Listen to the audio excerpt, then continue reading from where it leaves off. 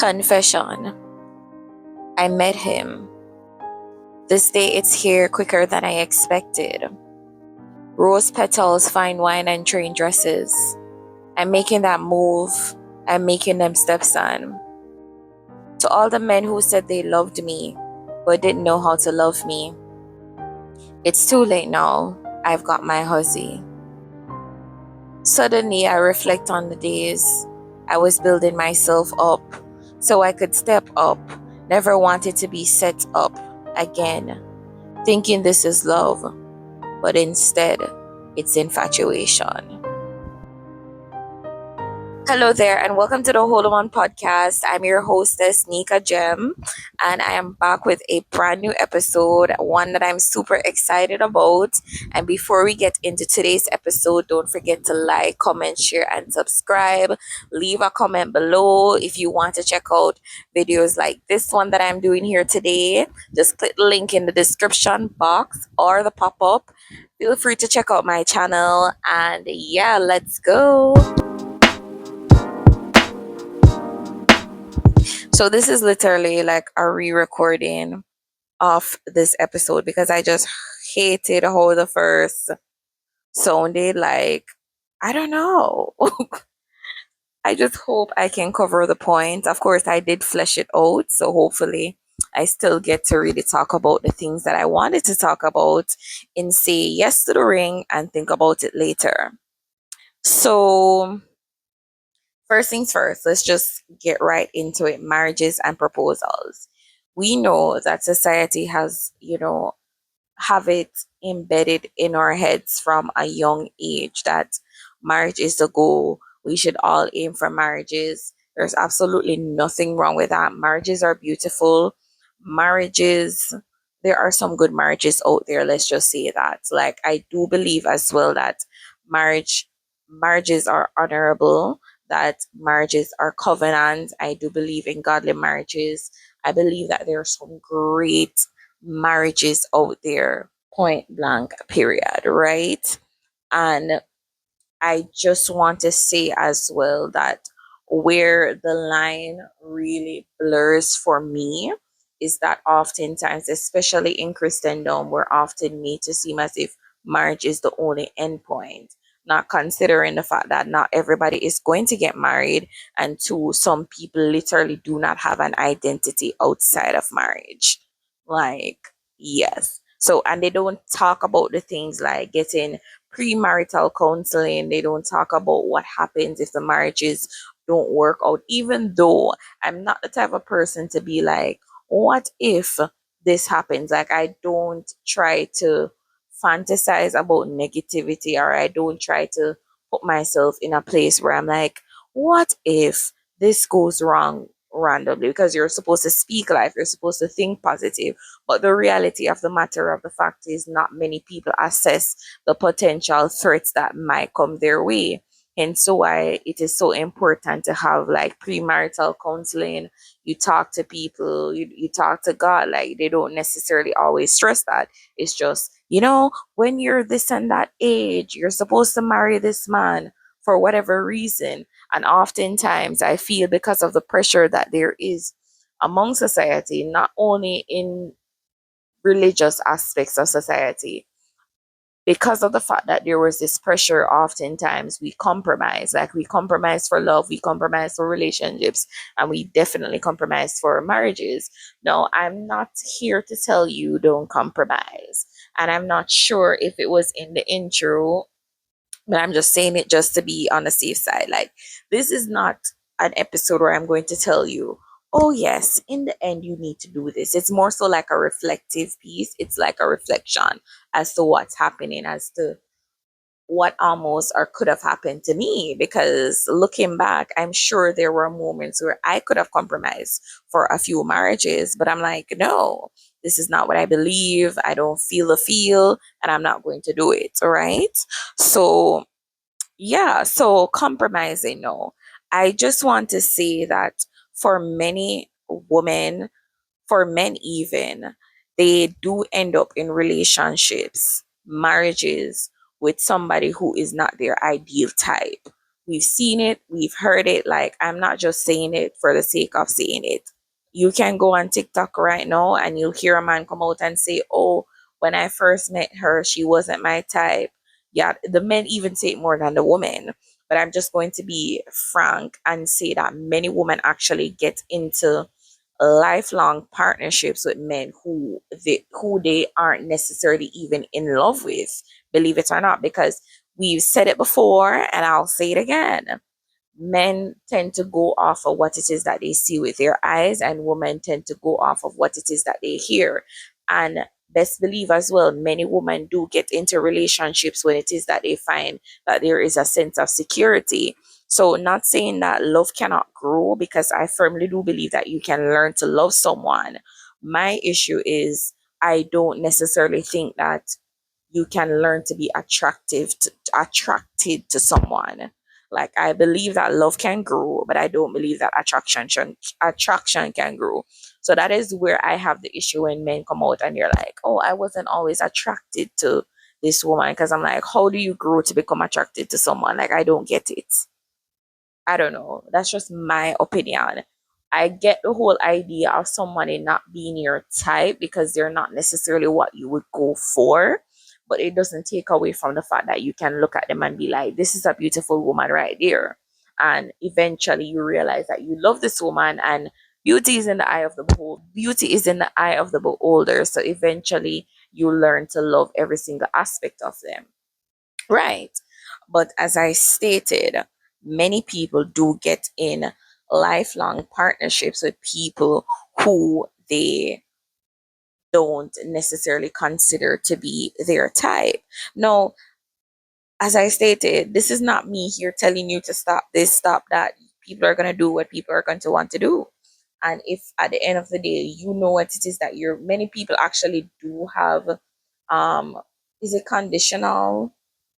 uh, yes, they have conditional relationships, they have marriages of convenience and all of that jazz. So that's just the reality of life. And some of these marriages of convenience, these conditional relationships, surprisingly sometimes they do work out, because if you look at other cultures where people don't even know each other until they get to the altar, or from they were a baby, they've been literally been raised to believe that there's a marriage out there for them, and it still works out. Sometimes they're unhappy, but sometimes they do eventually become happy. And that's just to say that either card can play. Like, it can be a good thing, it can be a bad thing. But I'm talking about the people now that actually have a choice. The people that have a choice and they still end up compromising for the sake of, "Oh, I don't want to be lonely.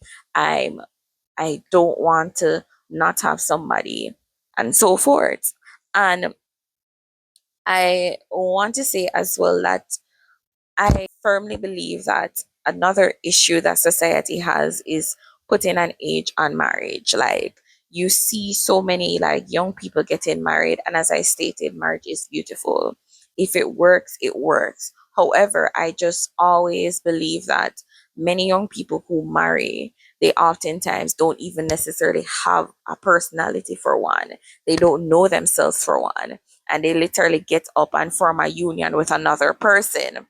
And the thing about forming a union or becoming one, like your two wholes becoming one, I feel it's almost impossible to imagine success if you never knew yourself in the beginning, because an 18-year-old, a 21-year-old has not seen all that life has to give to even know themselves. And I'm not saying that they need to run wild. I'm not saying that they need to know 13, 15 partners or even two and three.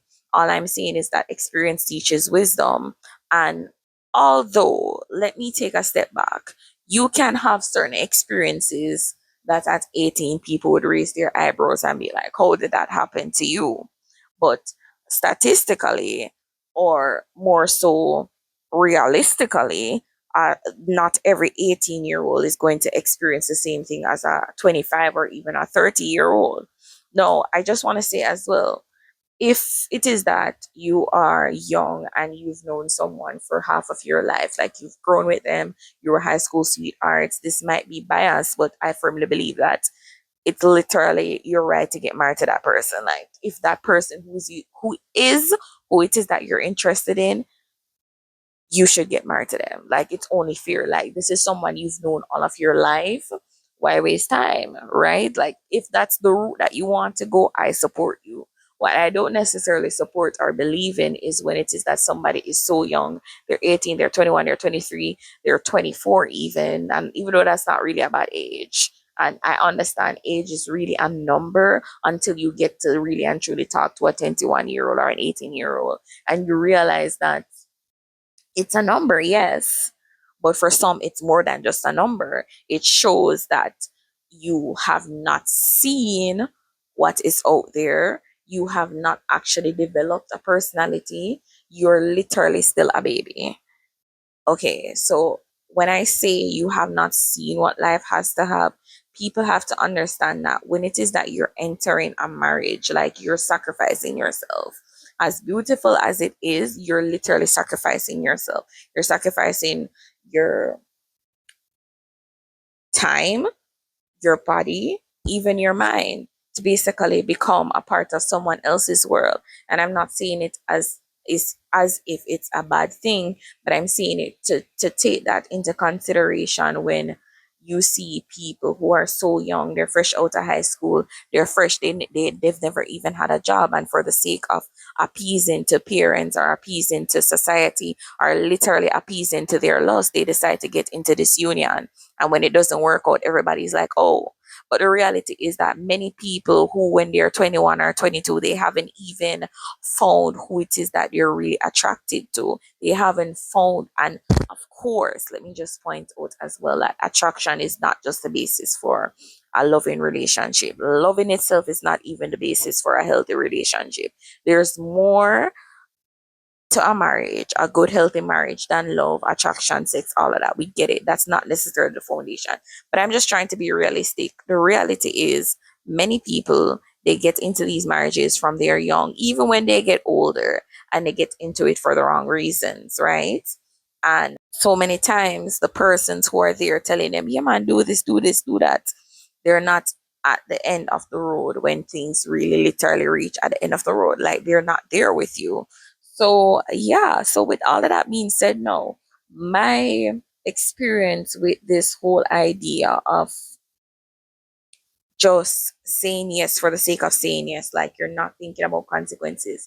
This might not be your type. This might not be who you would have imagined yourself with along the lines.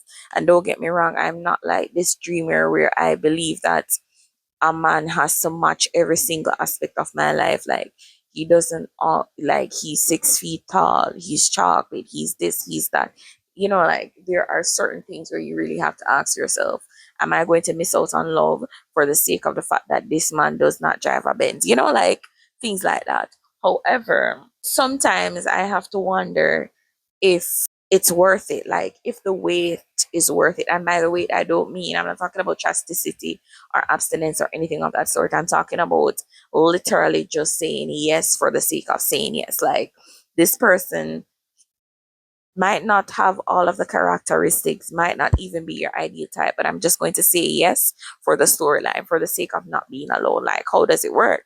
Because I had an incident, right, where there was this guy, of course, I said it before, I said it again, I'm a Christian. So, he would have basically tried to construct the story to say that God told him, the very lame, God told me this and that. I've heard it before, heard it more times than I would like to hear. That God told them that they're my husband. And I'm like, God has been telling lots of people that they're my husband. But anyways, he was like, God told me that honestly, I don't even remember. Like, let me try to put it because it was on Instagram. So he basically came about trying to say to me that, if I believe, yes, he started a conversation, just this random person. And by random, like we're friends on Instagram, but it's not somebody who I communicate with on a frequented basis or anything of that sort.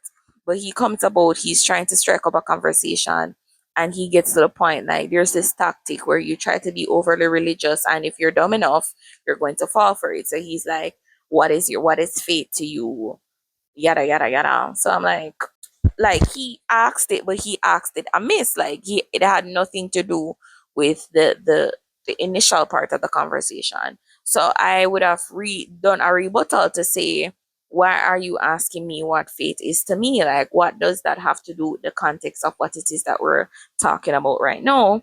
And he's like, oh yes, he would have said to me, I remember now, he would have said to me, he sees me getting married um this year, 2026, right? So I'm like, okay, if it's in God, if it's God's will, because reality, if it's God's will, the thing about it is, even if I might have the desire, but I have to ensure that my desire is aligned with God's will. But God does say that he will give you the desires of your heart. But I'm not going to be telling my life story or my perceptions or how I look at marriages, how I look at love, how I look at even God to this random person.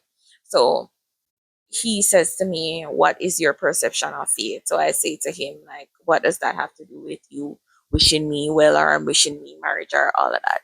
So he then dives into the fact that he's very spiritual or prophetical, and anything that he says always comes to pass, and yada yada yada. So, and bear in mind, people, based on many times line that many times lines, many timeline events that I would have seen from this person, this is someone who is possibly like 5 years or even 6 7 years younger than me. Okay, so already I've personally written him off. He's not even somebody I was looking at. Not to say there's anything wrong with him, but I was just not looking at him in that way, right? So I only even followed him back because we have mutual followers. The thing about me and social media, if you don't have mutual followers, I will not accept you as a friend.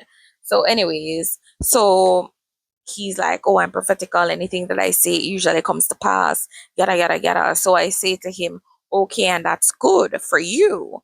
But all I'm saying is that you can't decide when I'm going to marry. That's up to God. So I already knew where the story was heading once he started to basically, you know, over speak and just, he was just doing too much. So he then said that he sees him and I in a relationship, something along the stories. Like he sees where I'm the one for him, and he would like to get to know me. And I'm like, I just can't. And basically, of course, I refused him because I told him, like, no, you are not for me and I am not for you. No, people, when it comes on to the one, right, I do firmly believe that there's no such thing. I don't believe in the one. Like, when I started this conversation, did you hear what I said? I said, many people, many men have come to me, and I mean Christian men, and they're always saying, God has told me you're my wife. That alone is one of the reasons why I don't believe in the one. I do not believe that there's just this one single person. I believe that God can guide you to your spouse, yes. I do believe that God can help you with making decisions, yes.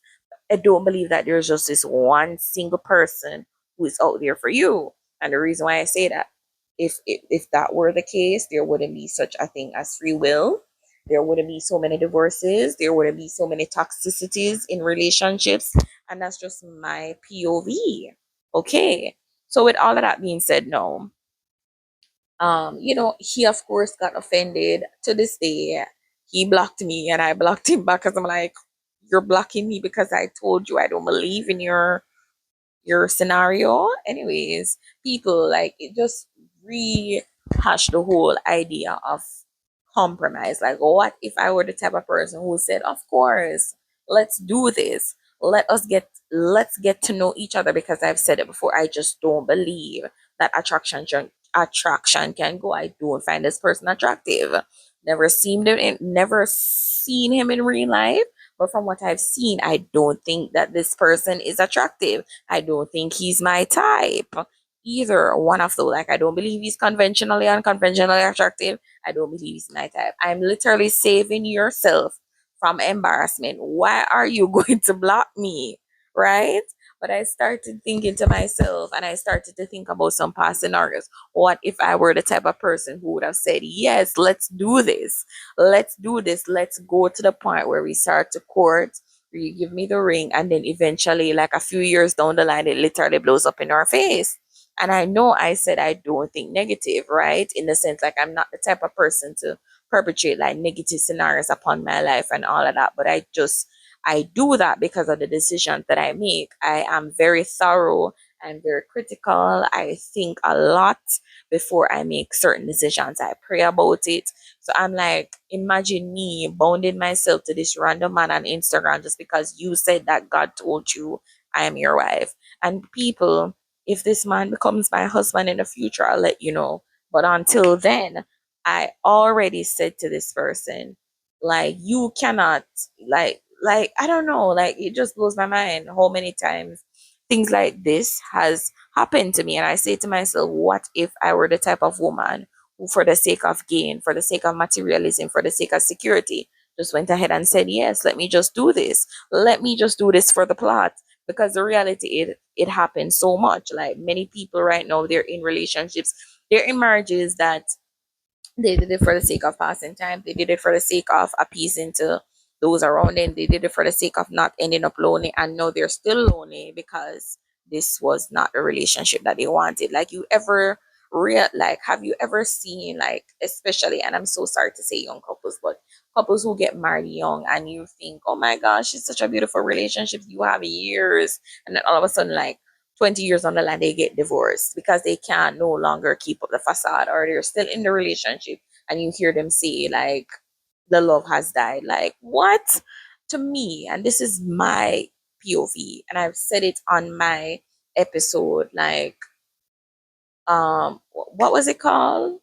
Something along the lines of me saying that, do people really want love, or do they just want attention? Love or attention? Like, many people, they have this perception that love is divided into so many different brackets. And I firmly believe that from once you love somebody, it doesn't matter what happens, you're still going to love them. It's just that the relationship that you have with the person, that's what really and truly differentiates the intensity of the love. I believe that love is just love. So I find it so weird when people be like, oh, I fell out of love with you, or I never really loved you, or, I thought I loved you, but time has told me differently. But when you really check the statistics, the way how they went about this relationship, the way how they went into the marriage, it was just so, it was unprepared, it was rushed. Like, many people, as I stated, they are doing this for the sake of killing time. And I say killing time because, you're getting older, so I have to marry. Like, oh, lost. I like this girl, she likes me, I think I love this girl, and I need to get a son, I need to get a daughter, I need to scratch the itch. They get married. Okay, this seems, my pastor said, okay, this person seems compatible with me, and he says he's okay with it, get married. From a worldly standpoint, okay, this person is buying me the house, the car, this and that, I'm gonna get married, security. This person, he seems like the trophy wife, and not me saying he seems like the trophy wife, he seems like the trophy husband, I'm gonna get married. She seems like she has it together, I'm gonna get married until it all blows up. No, notwithstanding, I'm not here to tell you that everything is just set in stone, because some things do work for some people. And remember, I said the conclusion of this conclusion is that there really is no conclusion. I'm just talking about the reality of the fact that many people are out here saying, yes, I want to marry you, just for the sake of getting married. Many men are saying, marry me just for the sake of, oh, I need somebody to warm the bed, clean the house, cook the dinner, and there's nothing else behind it. And my take from what all I've said is that not only do you seek God, not only do you know yourself, but you need to go through to the premarital counseling. You need to literally say to yourself, ask yourself, is this what I want to see 10 years from now? Is this the person that I want to build a family with? Is this a person that I want to share a house, a bed, like so many aspects of my life with a few years down the line? And I'm not saying that life isn't tricky and that things can happen, but it's so important that before we jump into the wedding dress, before we jump into the tuxedo, we really do like this introspection. We really and truly like ask ourselves, what is the reason for why I'm doing this? Because that's another thing, and I would have earlier touched on it. Many people do have marriages of compromise, not compromise, marriages of convenience, and they find it working out. You know why it's working out? Because they knew what they went into the marriage for. You're going in there for love, and really and truly, it's a marriage where the man doesn't even like you. Like, like we should really allow ourselves to be realistic. Realistic in the fact that marriage is not for everyone. And marriage is not easy. And at the end of the day as well, marriages are worth more than just basing it on, oh, I love him, or oh, I think he's sexy. Like there's so much more. So yes, people, honestly, just ask yourself, what is marriage to you? And with all of that being said, I'm really going to wrap this episode up. And do not forget to like, comment, share, and subscribe, and to tune in for more episodes. If you want to check out similar videos like this one where I talk about love, or talk about relationships, click the link below, or click the little pop-up thing here on this video for Spotify. Check out the description and stay tuned for more. And remember, on the Whole Woman podcast, we're addressing the matters of the mind, body, and soul so we can bloom and learn to become whole. You heard me, not half. Whole. You need to be whole for your marriages. You need to be whole for your kids. You need to be whole for yourself, not half.